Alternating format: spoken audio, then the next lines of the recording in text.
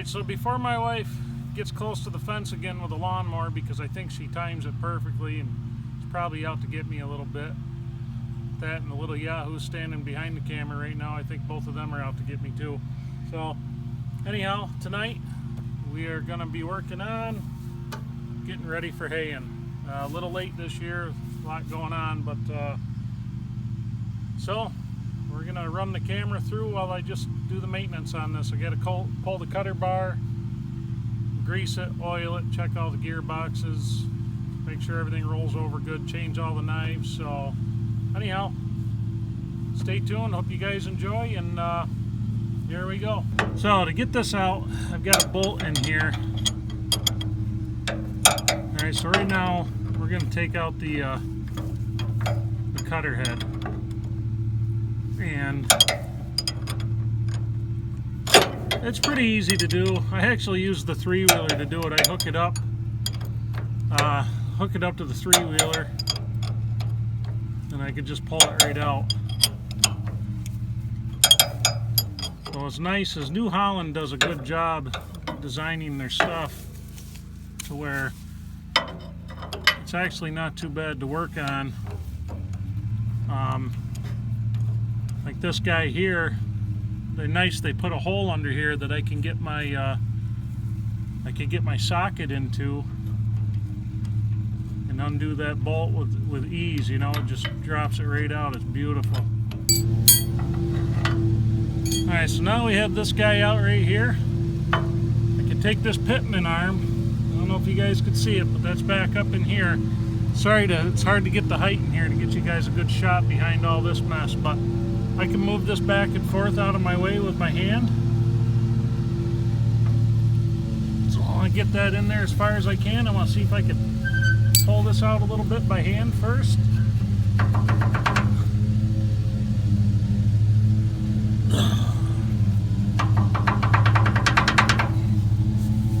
That's about as far as I can go with it. So, what you guys are wondering, how many people have to use a three-wheeler to work on a piece of equipment? You know, I'm one of them. I'm one of these weak guys who's not going to sit here and yank this thing out by hand too hard. Of course, you know I grabbed gloves. I grabbed rubber gloves out of the van so I wouldn't get all covered in grease. And don't you know I didn't even put them on. Oh, there we go. Next question will be, will I be able to get this loop around it?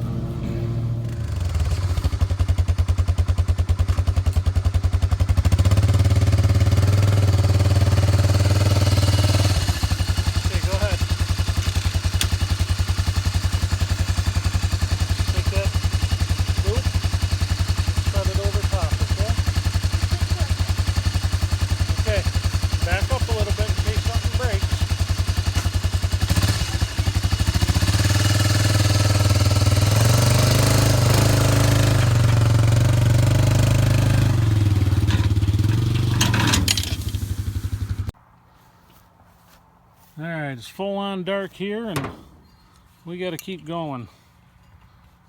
So, I ran into, oh, let's see here.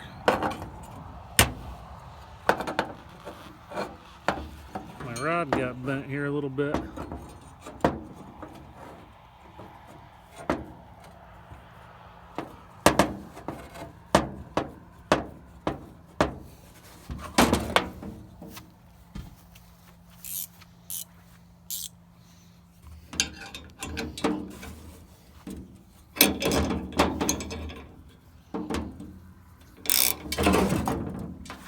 What's that, Emma?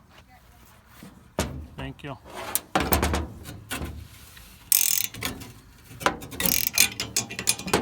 Thank you.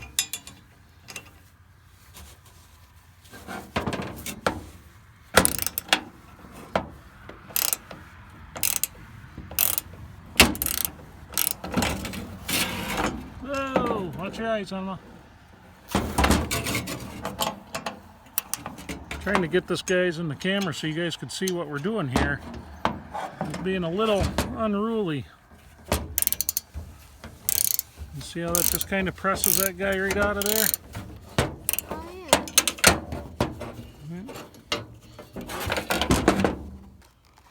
These are the Tractor Supply version. Oh, you got these at Tractor Supply? Yeah, I actually have had very good luck with these. They seem to hold up very well for being from Tractor Supply.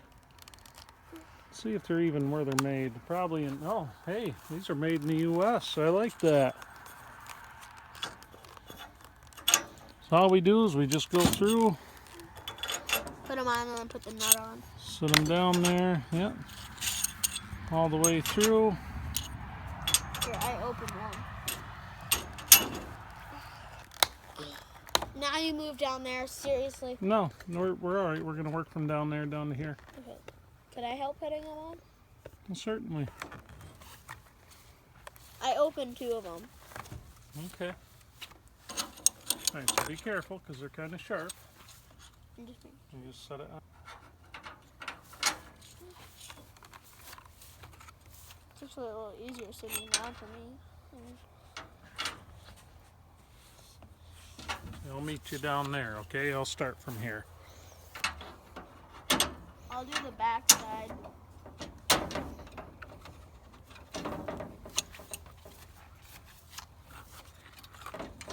I'm trying not to get cut. Now you got to be very careful with them. These aren't as bad as some of the other ones. You got to really, Careful. oh yeah, you got to be very careful, but you got to really drag your fingers down them to really get nailed with them. I mean, you got to be holding on them pretty hard. Geez, I hope I grabbed enough. What? You're doing good.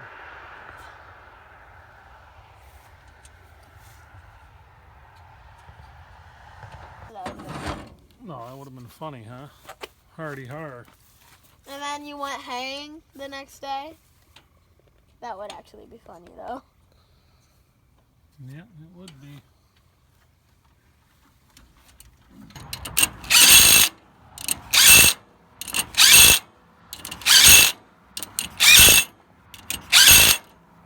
So we visited the Tractor Supply today.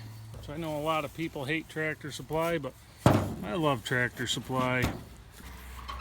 Because Mr. Organized here forgot to pick up the end knives, which, those of you who are curious, that's an end knife right there.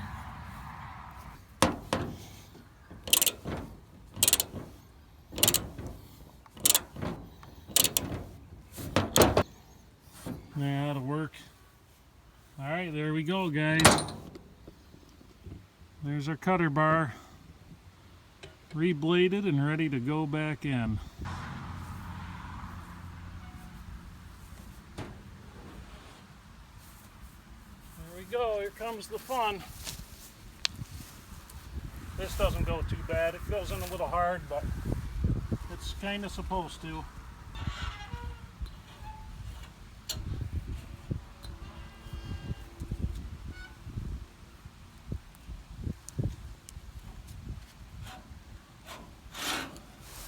Once you get it started, it's not too bad. It's just getting everything lined up. And here's a good point where you're going to find out if your guards are shit or not, because if you got guards that are bent, you know, twisted on you, you'll feel it when you're putting this in. When you get to that point, I have a tool for straightening these guards out. Now these are stub guards, so they don't go all the way out over the tips of the blade, over the knives. They leave it open, and that's really good in thick hay and hay that's laying flat.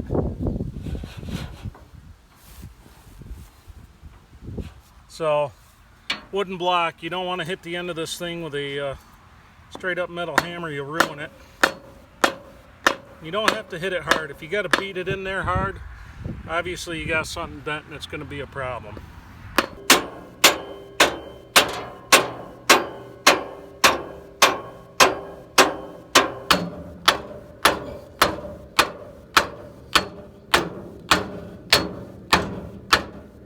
Almost there.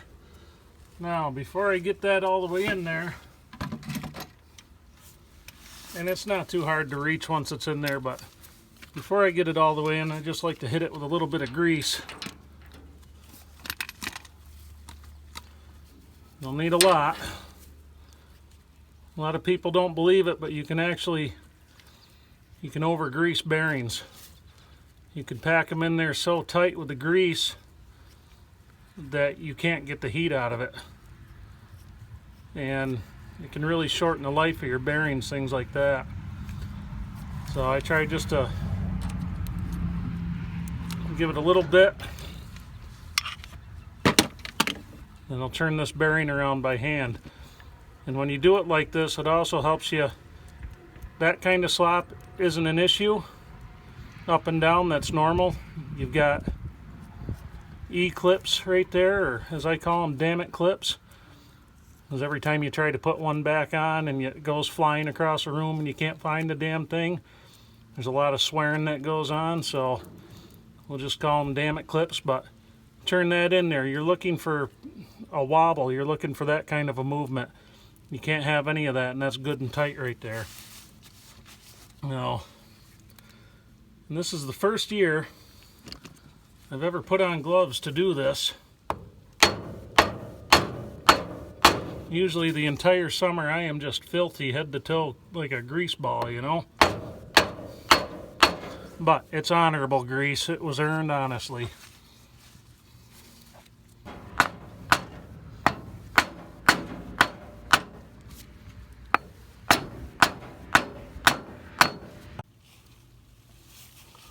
Alright, we got that guy in. So now, see if we can do this around the camera here. Now I just got to pull this pitman arm out. No, my arms are in the way right now. So I pull that pitman out to line that up. Now I got to feed this bolt back down through there, catch this bearing. There's a hole under here. I don't know if you could see my finger, but there's a hole under there that once I get that bolt through there, I can push the whole thing forward now, and I can get that nut in a deep well through that hole, and that gets me in where I need to be. So I feed this bolt down through the top, and this is the same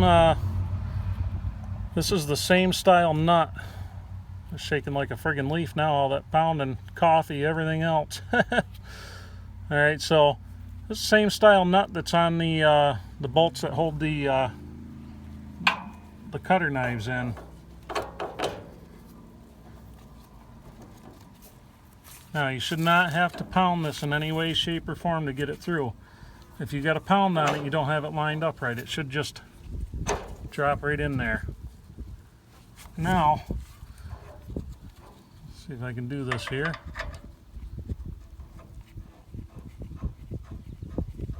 Get it started a little bit.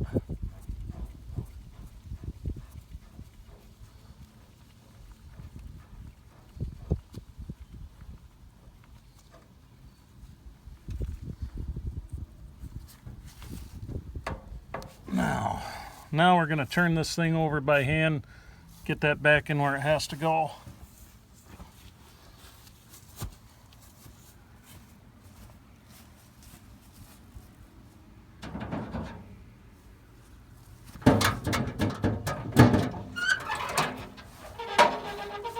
Yeah, let's see. Oh, wrong way.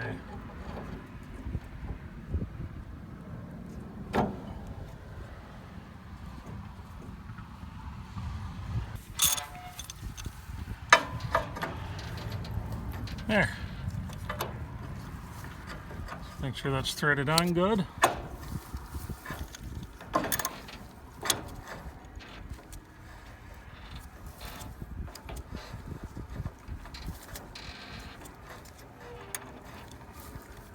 Okay.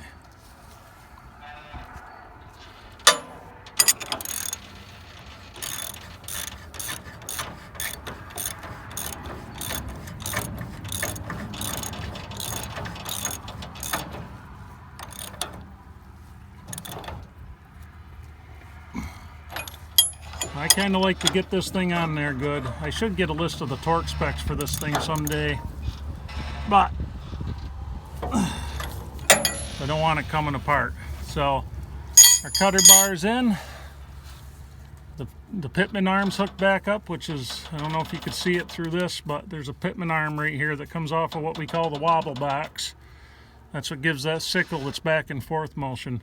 So that's all hooked up, ready to go. All that's left to do now is grease this thing up and check the gear oil and all that good stuff, and she's ready for operation. So there you have it, guys.